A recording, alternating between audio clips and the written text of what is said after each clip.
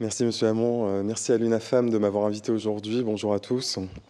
Ma présentation est la continuité directe de celle du professeur Lemogne. Parmi les solutions, on l'a évoqué, il y a avant tout la prévention.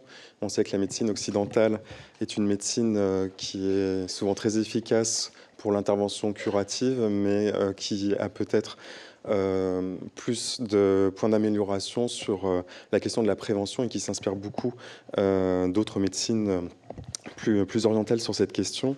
Et donc j'ai choisi de commencer en fait cette présentation par une petite fable que certains d'entre vous ont peut-être déjà entendue, qui est la fable des princes de Sérandipe. Le roi de Sérandipe avait 3 fils et il souhaitait leur fournir la meilleure éducation possible. Pour cela, il a convoqué les meilleurs précepteurs du royaume pour transmettre à ses fils les connaissances actuelles de l'époque dans l'ensemble des domaines de la connaissance. Et pour parfaire leur éducation, il décide à leur majorité de les exiler du royaume pour les obliger à aller découvrir le vaste monde et utiliser les connaissances qu'ils ont acquises pour se représenter le monde et aller à la découverte du monde. C'est ce conte qui a inspiré Voltaire pour la rédaction du roman Zadig, qui est enseigné dans les écoles, et qui a également inspiré un médecin que vous connaissez tous, Sir Arthur Conan Doyle, qui est l'auteur des enquêtes de Sherlock Holmes. Sherlock Holmes qui utilise un raisonnement indiciaire pour résoudre des énigmes. Il va aller piocher des indices qui apparaissent anodins pour aller élaborer une théorie qu'il va ensuite mettre à l'épreuve.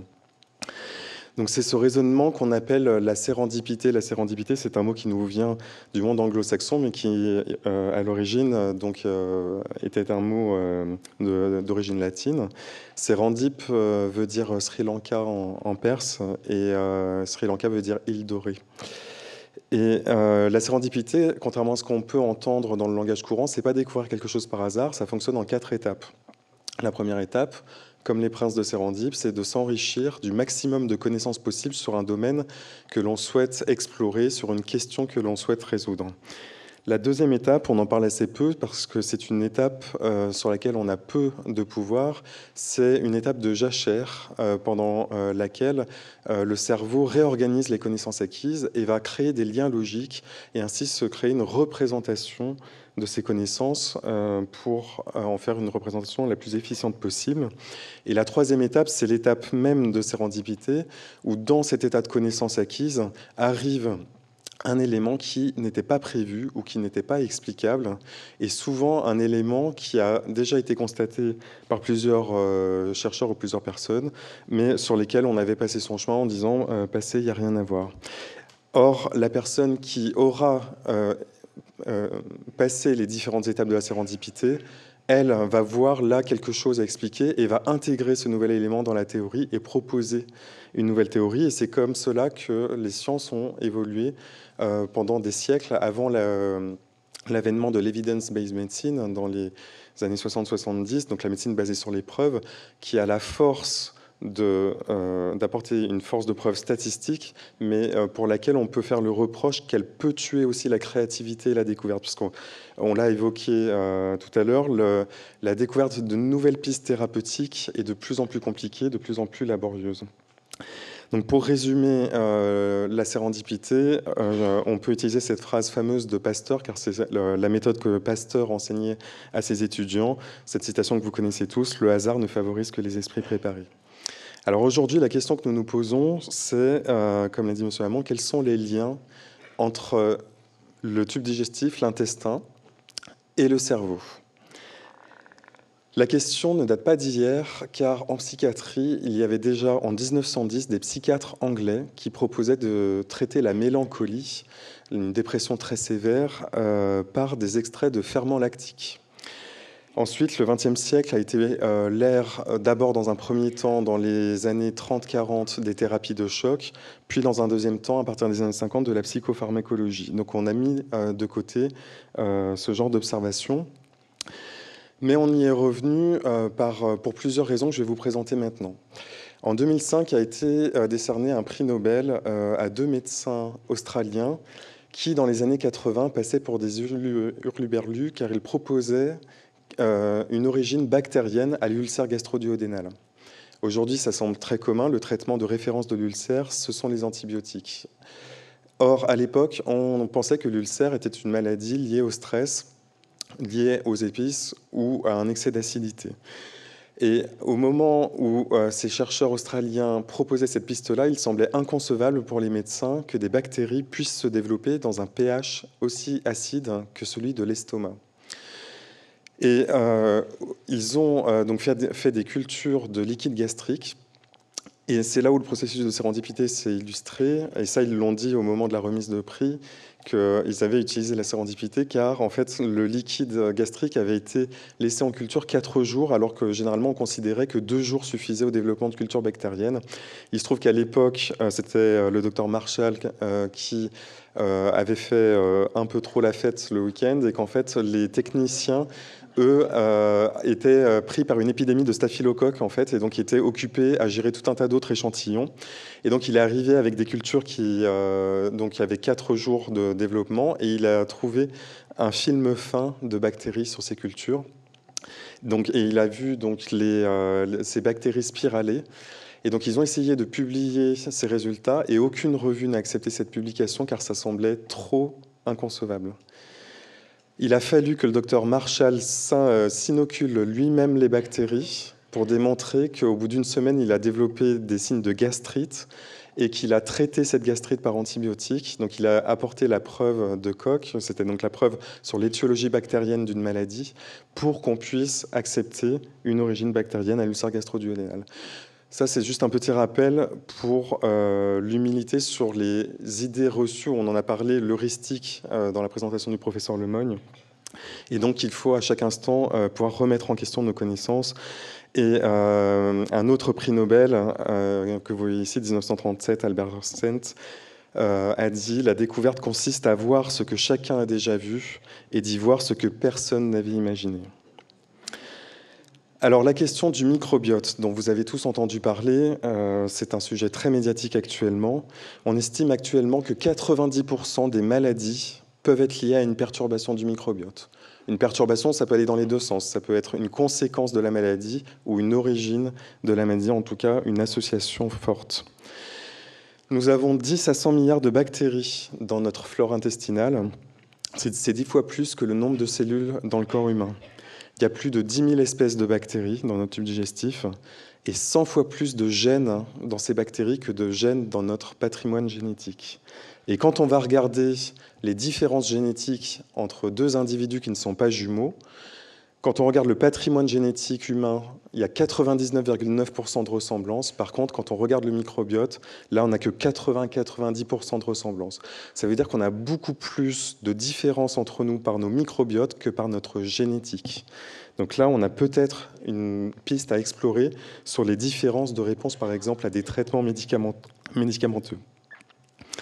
Ici, vous voyez une citation de Thomas Insel, qui était l'ancien président du NIMH, c'est l'Institut de santé mentale aux États-Unis, qui nous rappelle que comme on a 10 fois plus de bactéries dans notre corps que de cellules eucaryotes, en fait, d'un point de vue purement objectif, nous sommes plus microbiens qu'humains et qu'il faut prendre cela en compte dans le développement humain.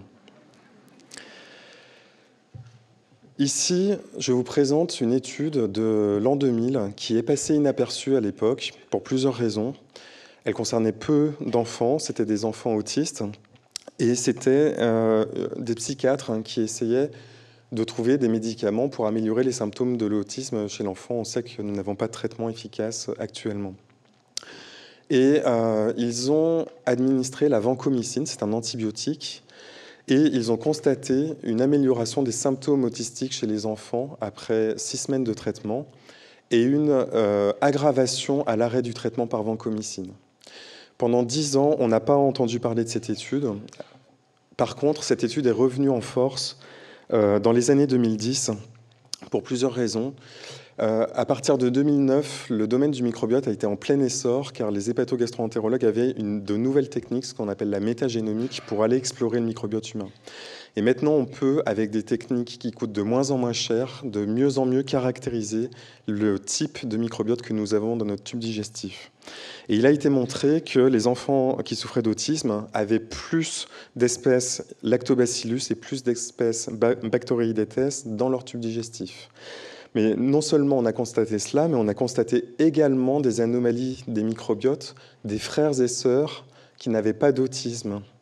Donc cela veut dire qu'il y avait probablement aussi un facteur environnemental commun chez ces enfants, mais que certains enfants développaient l'autisme, donc une vulnérabilité chez certains enfants. Et de plus, il a été démontré que la sévérité de l'autisme était associée aux perturbations du microbiote. Ici, vous voyez le modèle que nous nous proposons actuellement d'explorer en santé mentale, avec en parallèle d'un développement de cerveau qui, au cours de l'enfance et l'adolescence, devient de plus en plus riche. Et ensuite, vous voyez ici, entre l'adolescence et l'âge adulte, une raréfaction des synapses. Donc le cerveau choisit ses synapses, c'est le phénomène d'élagage à l'adolescence. Vous voyez également un développement d'un microbiote qui devient de plus en plus riche. Le microbiote se constitue dans les 2 premières années de la vie et après il peut rester relativement stable au cours de la vie, mais avec toutefois des modifications qui dépendent aussi du régime alimentaire. Et ici, vous voyez des âges différents pour l'apparition des troubles psychiatriques. Donc la question que nous nous posons actuellement, c'est quel est le lien entre ces 3 observations, ces 3 biographies de l'être humain? Est-ce qu'on peut expliquer un âge de début d'un trouble mental par une interaction microbiote-cerveau? Alors pour cela, je vais vous présenter des modèles animaux, car actuellement, l'essentiel des données se trouve chez l'animal et des études démarrent chez l'être humain. Nous sommes très impatients d'avoir les résultats, mais malheureusement, on se contente pour l'instant d'observations chez la souris, mais qui, vous allez le voir, sont extrêmement parlantes. Je vais commencer par les études qu'on appelle les études germ-free. Ce sont des études où l'on fait naître des souris en conditions stériles, par césarienne. Cela veut dire que les souris, au moment de leur naissance, ne sont pas contaminées par le microbiote maternel. Et donc, elles ont des tubes digestifs sans aucune bactérie. Qu'est-ce que l'on constate à ce moment-là? On constate que les souris développent des troubles qui ressemblent à la fois à des troubles anxieux et dépressifs sévères, avec un retrait. Elles arrêtent de se nourrir, elles n'ont pas d'interaction sociale. Certaines comportent même des comportements d'automutilation. Si on administre un microbiote à ces souris, l'ensemble de ces troubles est complètement résorbé, sauf si on attend plus de 9 semaines, dans quel cas les troubles sont irréversibles. Donc là, on a un modèle animal très fort qui suggère que les bactéries du tube digestif peuvent influencer le développement du cerveau. Ensuite, il y a les études de transplantation de microbiotes. C'est ce qu'on appelle les études translationnelles, mais dans l'autre sens, cette fois, on va de l'humain vers l'animal. Et vous voyez là aussi des résultats extrêmement frappants, car beaucoup d'études sur le microbiote portent sur l'obésité. Et on en a parlé dans la présentation du professeur Lemoine, il y a de gros problèmes de surpoids chez les personnes qui souffrent de troubles mentaux, et cela provient de tout un tas de facteurs, notamment de l'alimentation et de l'absence d'activité physique, on en a parlé, mais également aussi possiblement de leur microbiote. Et vous voyez ici, chez des rats qui donc sont nés en conditions stériles, si on administre des bactéries d'un être humain normal, il ne se passe rien. D'un être humain en état d'obésité, le rat devient obèse. Et ici, d'un être humain qui est en sous-poids, qui a perdu du poids, le rat perd du poids. Donc là, nous avons des résultats extrêmement frappants sur le pouvoir des bactéries de notre tube digestif sur notre santé physique et sur le poids. Il y a 2 études françaises qui ont été publiées en 2013 dans la prestigieuse revue Nature qui ont démontré que les sujets humains qui souffraient d'obésité avaient des perturbations du microbiote et que quand on les soumettait à un régime alimentaire hypocalorique, donc riche en fibres et en protéines, les sujets qui avaient un microbiote sain, entre guillemets, normal, avec une quantité normale de bactéries, perdaient du poids, alors que ceux qui avaient un microbiote altéré n'en perdaient pas. Donc là, on a aussi une piste très importante pour la prise en charge de la santé physique et donc, par conséquent, aussi de la santé psychique. Ici, vous voyez un modèle, bon, un nom compliqué qui s'appelle le modèle d'activation immune maternelle. On a parlé tout à l'heure, au moment de la remise des prix, des modèles animaux. Là, c'est un modèle animal de l'autisme. On a parlé des modèles qui se basaient sur les infections. Lorsque un animal, donc une femelle pendant la grossesse est soumise à une infection et que le cerveau du petit est touché, dans la descendance, on constate des comportements qui ressemblent à des symptômes d'autisme. Et cette étude, publiée en 2013, montre que si on ajoute un probiotique, ici Bacteroides fragilis, les symptômes sont résorbés, c'est-à-dire qu'on fait de la prévention d'apparition des symptômes dans la descendance.